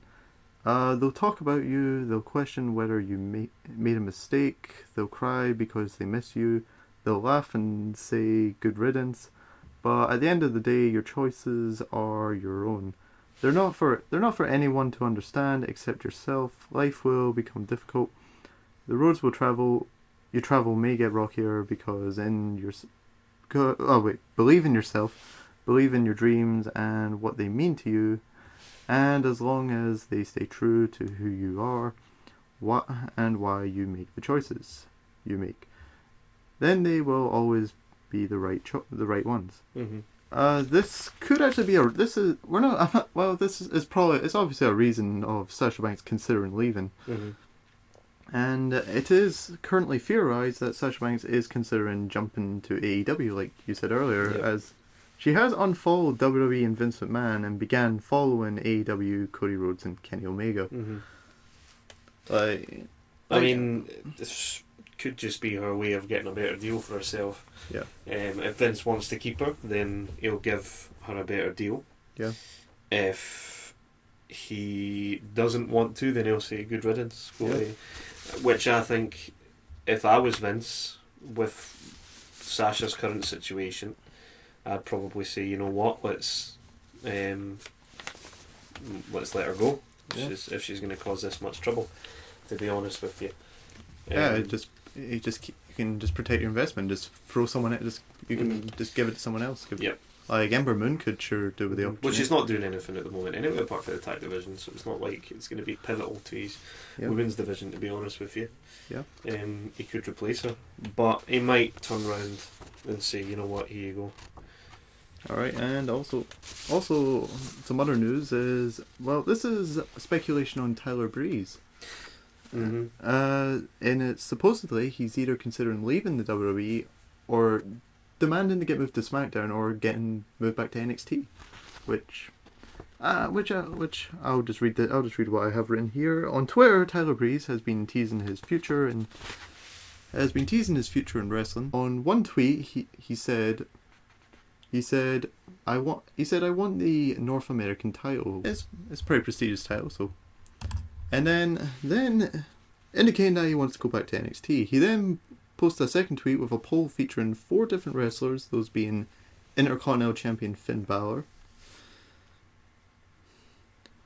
from Raw, Rey Mysterio from SmackDown, North American Champion Velveteen Dream from NXT, and even Cody Rhodes from AEW.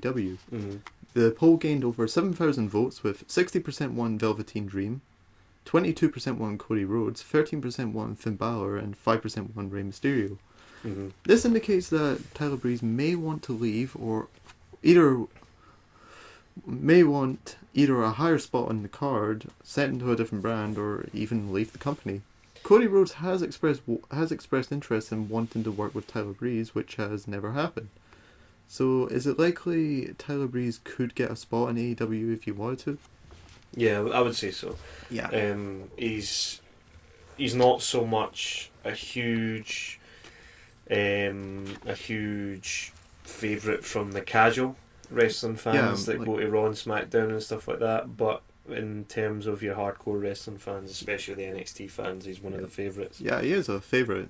Like, how do you feel he would do if he took one of these situations? Like, do you think if he turned heel and faced Finn Balor, do you think that could do?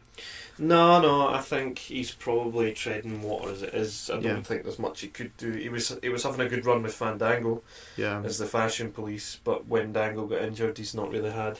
Yeah, I feel the only two things he could really do is either go back to NXT or go to AEW, because he's pretty much got a spot if Cody Rhodes is wanting to work with him. Of course. Yeah, I so would say so. I say his chances are better than Sasha Banks, which that might get her bad. And next is also Road Dogg apparently will be having a new position. Apparently, Road Dogg is no longer the co-lead writer of SmackDown Live. Rumours state the reason for this is due to his frustration with changes to the script by Vince McMahon. Supposedly, SmackDown After Mania was changed by Vince McMahon at the last minute. This rumor isn't exactly this story isn't exactly 100% accurate, as the real reason he is no longer one of the lead writers is because the WWE want to give him a different position with the whole move to Fox coming up. That's not to say there isn't any frustration. Supposedly Road Dogg had ideas turned down by Vince McMahon as well as misunderstood, and that kind of explains some things. Of course it does. Yeah. I mean, sometimes the booking decisions on Raw and SmackDown seem a bit strange, and it seems like Vince has his own input sometimes. Yeah, like when Dean Ambrose was injecting vaccinations, like I think someone told Vince McMahon, like, people like Dean Ambrose tend to inject needles in themselves, and that's just the first thing. I mean, people wonder why people don't get invested in storylines. It's because you've got too many people changing it halfway through. You've got people changing the course of the storyline, that sort of thing. And also, as of right now, it is unknown who will take over as lead writer, or if Stephen Guerreri, I hope I'm pronouncing that right, will be the only lead writer. Road Dogg had this to say: "Today I pray that I face the change that is inevitably coming head on and with faith and courage. The only constant change is #hope,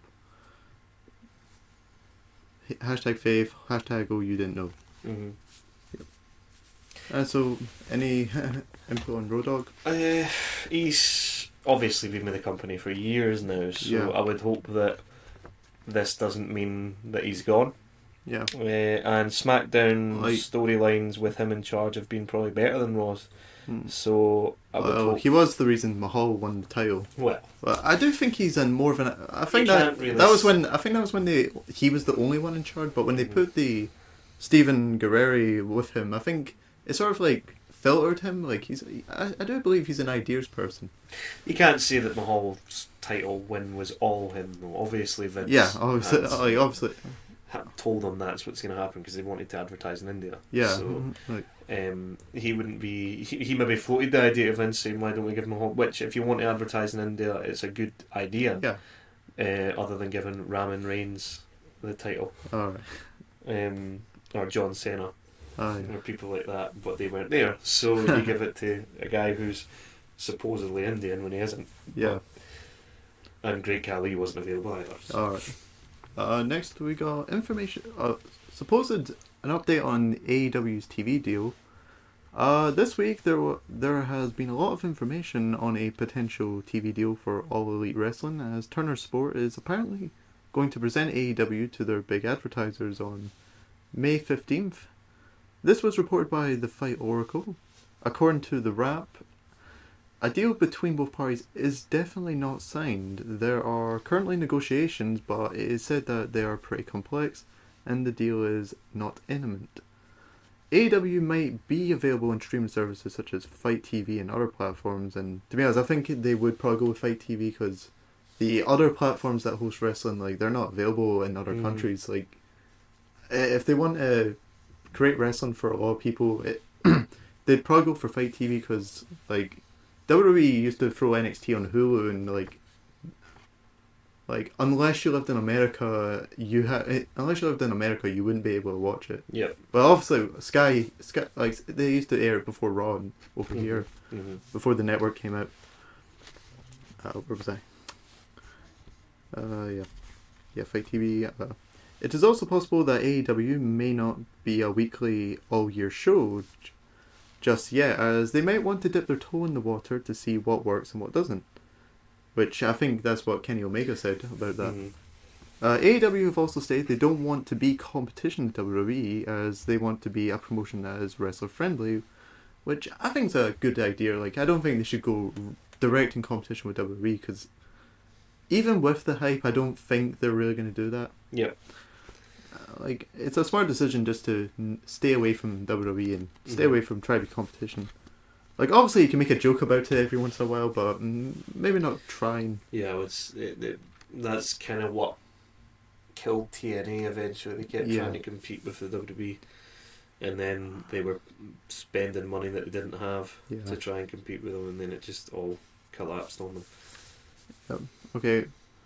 Which mean wrestler friendly, which means the employees won't have to work punishing schedules. This could mean that AEW may in fact have an off season, because I think they said that they're going to let people work at certain independent promotions, just not Ring of Honor or TNA. Just anything with a TV deal, they're not allowed.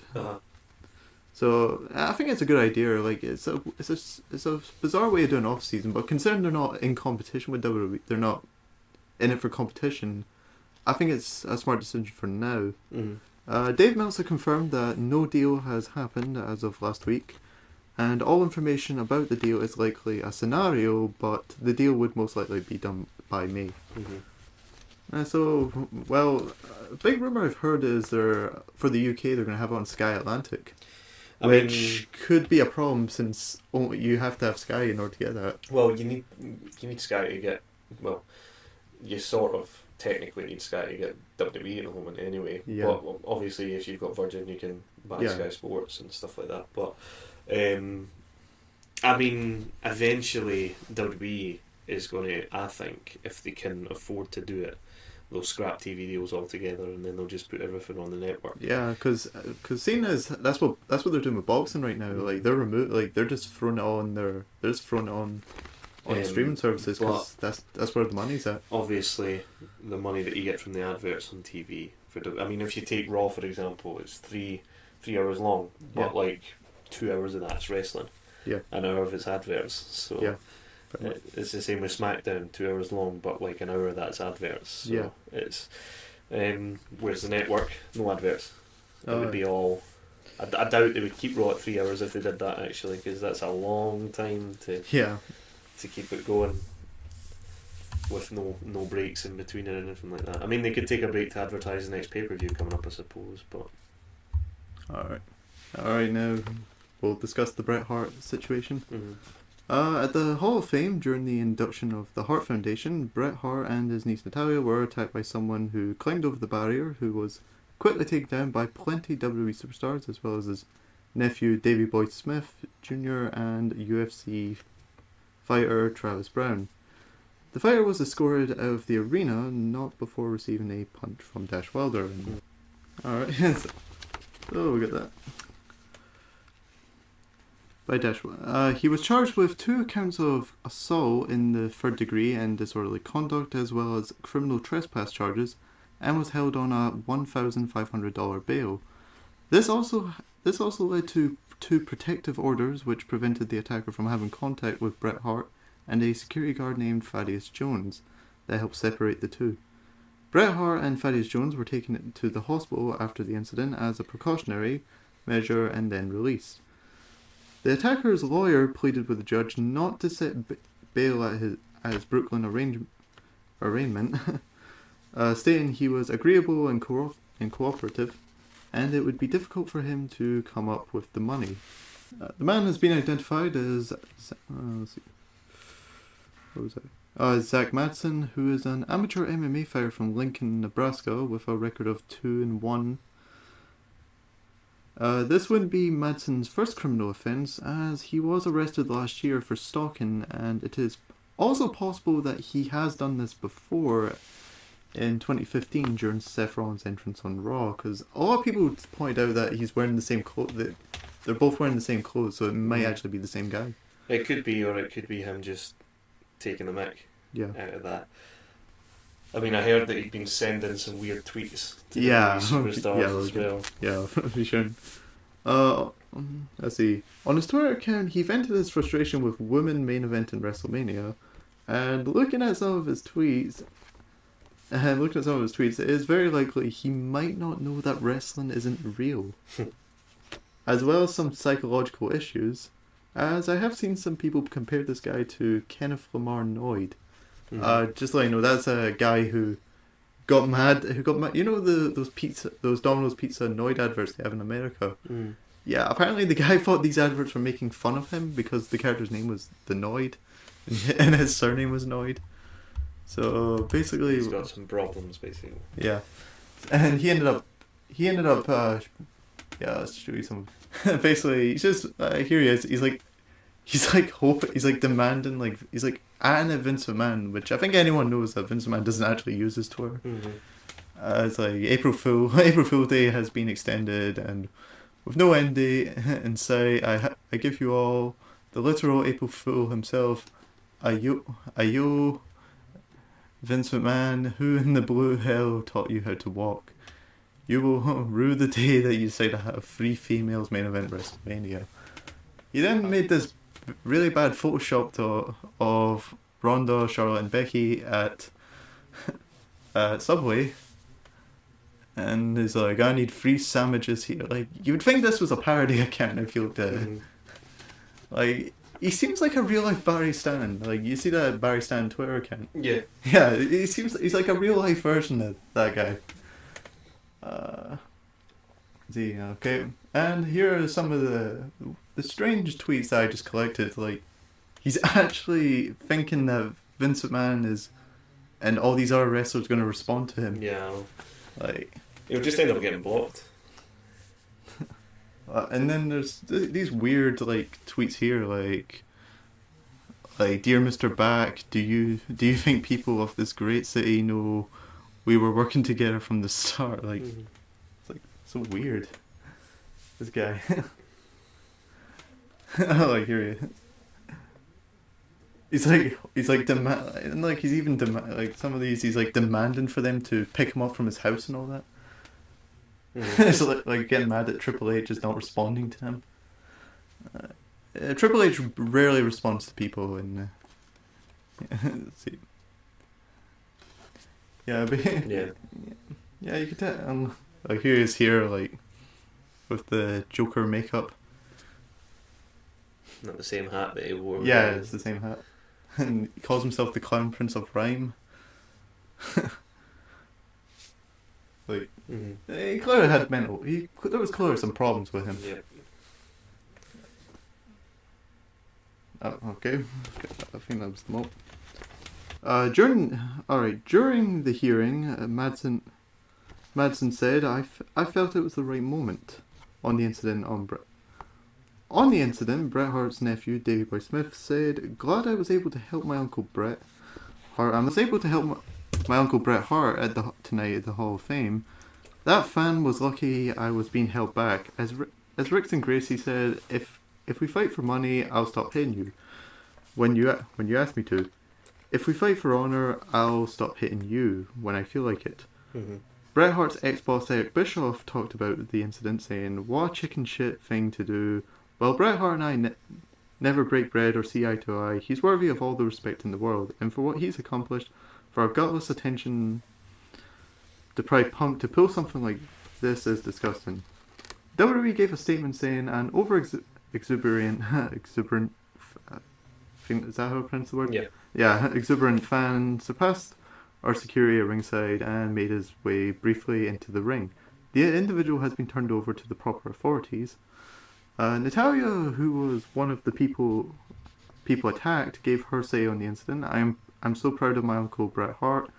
Tonight, during our Hall of Fame ceremony, Bret is a cancer survivor, a stroke survivor, and one of the greatest wrestlers of all time. He didn't deserve to be attacked or have his moment or my dad's diminished. We got it back on track. Thank you, guys. Bret Hart not only spoke about the attack during his speech, he took it to Instagram and said, "What a wild weekend, to say the least. First of all, I want to thank the WWE for not only the Hall of Fame honor for myself and Jim the Anvil Neidhart, but for their hospitality with my family and friends. Regarding the ceremony, firstly, I want to let everyone know that I am okay and was not injured. If there's one thing I want everyone to take away from the Hall of Fame ceremony is not so much what happened, but how I wasn't going to let anything stop me from completing my tribute to my best friend and our team. I'm also glad I got to join Natty by Nature and Beth Phoenix for their for the WrestleMania moment. Thank you, everyone, for your kind thoughts and words. X-Pac discussed the incident on his podcast. This is what he had to say. But you know, here's the thing about that. Like, everyone's sharing those videos, and yeah, it's great. We can all pat it, but like, now, like, you know, well, this guy goes and uses that footage to try to sue somebody. Like, it's all great, everyone's sharing these video clips, you know, but like, no one's thinking about that. Okay, we're just like sharing this video of Dash doing that. Like, let's just get him fucking sued. Why don't we? I mean, mind you, like, you know. Anyways, Yeah. you understand where I'm coming from? no, with that? I do, absolutely. I think it's just weird. Like, we don't see it that way because, well, I mean, I didn't see it that way because, you know, hey, like, you know, I feel like this guy deserves to be punished. And, you know, I feel like a lot of people obviously feel that exact same way too. And in the Yeah, but moment you're angry. But the people that don't have an emotional attachment to all of this, they're not going to see it quite like we do. Fair. You know what I mean? That someone that don't give a fuck about Bret the Hitman Hart is going to look at that and go, oh, that's bullshit. A bunch of millionaires See- beating Yeah. down on this guy. Where it's- Seeing someone being carried out with can't defend themselves being punched in the face by somebody else and cheered on. but it's someone who put themselves in that position. Like, Yeah, it's really interesting. shitty. He said, but don't jump the rails. It Yeah. shows. That's- Simple as that. Oh, like, that guy got off lucky. Honestly, like, I mean, like, back at one time, like, oh, he might not have made it out of that building alive. Or definitely, like, you know, with all his faculty. Like, he probably, it'd have beat him fucking paralysis. Well, When I first got into wrestling, fuck. Well, yeah, like I've been around wrestling a long time, and that was always. It rarely happened, but when it did, they make a point to set that example of like, do not jump our. Yes. If you jump our guardrail and enter our world, we have to make an example of it. Like, that's just how the locker room does it. It's crazy. It's Well, Alright, so, well, about that line about how the suing Dash Wilder bit, I do feel, wouldn't that be protected under the Second Amendment, since it does fall under trespassing, and if someone trespasses, you can legally do whatever you want. I mean, it's going to be a complicated one because at the end of the day, it's been caught on video. He's hit him. He didn't have to do it. I think he, especially since he's a bit of a messed up individual, he's going to press charges on Dash Wilder, and he might press charges to everyone who hit him. But will he get compensation? I don't think so, because there's video evidence that he incited it. Yeah. So It does fall under trespassing as well. yeah, so I think he'll pursue it, but I don't think he will get any compensation at all. Yeah. To be honest with you, I think he'd be lucky not to serve jail time as well. And he is looking at a year in county jail for it. And okay, I don't think Dash will get any punishment. Alright. And I don't think Travis Brown will get any. I don't think anyone who hit him will get any punishment. Alright. So They might get punished internally, because at the end of the day, Dash didn't need to hit him. And Yeah. maybe them dropping the titles was a slap on the wrist. could be. But I don't think any punishment from the law will come towards any of them that have any Obviously, there won't be punishment from the law. Mhm. So since you got places to be, we could probably wrap this up with maybe like a quick 5 predictions for the Superstar shake-up. Okay, I've got the Usos going to Raw, because the Raw tag team division's a shambles right now. The Usos just dropped the SmackDown titles, so I reckon the Usos are going to Raw. Alright. I've got AJ Styles to Raw, because he's been on SmackDown for a while. Of course. And AJ versus Seth is a bit of a mouth-watering prospect, I think. So, AJ to Raw. I have got... Who else will I take? I'm going to go for Lashley to SmackDown, because he's doing nothing on Raw right now apart from the Intercontinental title feud, and to get him out of that as quickly as possible, Yeah. take him to SmackDown. I've got Who else will I take? Let's go for someone to SmackDown. Let's have. I'm gonna go ahead and shove. Let's go Baron Corbin to SmackDown. No reason other than just another pick. And my surprise pick, I've heard it on rumour websites, all sorts of stuff. I've got Brock Lesnar to SmackDown. I think I've heard that one. Seen that one flying around as well. Because Fox want more people tuning in. You put Lesnar on SmackDown, then he tunes in. Yeah. I mean, Daniel Bryan might go to Raw. Yeah. But that's who I've got anyway. Well, I think some of my predictions. My predictions go. I think they might put us. This might be a surprise. I think, obviously, in storyline, Vince McMahon doesn't want Kofi being champion, so they want it, and he wants the belt off him as soon as possible. So a theory that I had was they move Woods and Xavier to Raw and leave Kofi on SmackDown as a way to sort of break his spirit. No, he's got no teammates with him. I don't think they'll do that though, because I do think that one of them is going to turn heel on him when he drops the title. I don't think he's going to hold the title for a long time. I think it's a feel good moment, but I've got a feeling that Kofi's going to be a transitional champion. To be honest with you, I hope he's not, but I've got a feeling that he's going to be a transitional champion. I have a feeling that brings me to my third prediction. Since I said Kofi and Xavier, Drew McIntyre going to SmackDown because, Drew McIntyre lost his Intercontinental Championship to Kofi, and Drew McIntyre wins the WWE title from Kofi. I mean, I can see where you're coming from there, but the only reason I never said McIntyre to SmackDown was because I think he's going to challenge Rollins for the Universal title. Before I've heard rumours that Roman's going to do it first, but I think Drew's going to do it. Next, I'm going to say Braun Strowman might move to SmackDown just because, just to freshen things up. Well, that and the fact that he attacks Mojo. Yeah, so I probably should have said him. Yeah, and also, I'm also going to say Sami Zayn will probably get moved to SmackDown. Maybe. I mean, there's possibility for everything. There's only a few people that I think are probably not going to move. It's mainly the champions and the people who are feuding with them. I don't think they're going to move. Yeah, I think that's. So that's that. We'll find out. We'll find out soon. Anyway, tomorrow night. Yeah. So, this will wrap the show up. This was pretty good. How did you feel about it? Yeah. I thought we got a lot covered. Yeah, we got enough covered. Well, there's some things we didn't get, but we could probably get those maybe another time. Yeah. Yeah, I could keep all the memes and stuff. Like we're going to showcase memes, but we could do that another time. Cool. Thanks for having me, Daz. Anyway. It sounds pretty good. All right, and I'll see you all later. Bye.